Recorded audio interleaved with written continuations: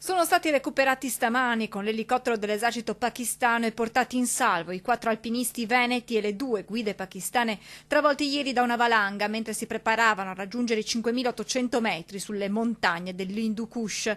A Vicenza, Castelfranco e Quinto Vicentino si tira un sospiro di sollievo dopo queste ore di angoscia e attesa.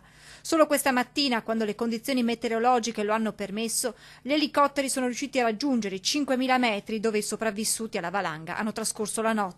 I veneti Tino Toldo, 62 anni di Caltrano in provincia di Vicenza, Davide Bergamin, 41 anni di Castelfranco Veneto, Luca Morellato, 22 anni di Quinto Vicentino e il capo spedizione Tarcisio Bellò, 57 anni anche lui di Quinto Vicentino, sono rimasti feriti. Un alpinista pakistano invece ha perso la vita. Il gruppo doveva raggiungere la vetta inviolata di 5.800 metri per costruire un centro alpinistico in memoria dell'escursionista veneta Cristina Castagna, morta 10 anni fa in una scalata.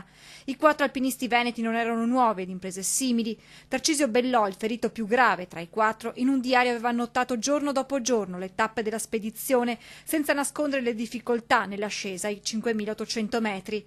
Ce la metteremo tutta per riuscire, ma questo è alpinismo con la A maiuscola, scriveva, saper tracciare una rotta tra 1000 ostacoli dove nessuno mai è arrivato prima. Adesso i familiari attendono di riabbracciare i 4 alpinisti dopo la grande paura.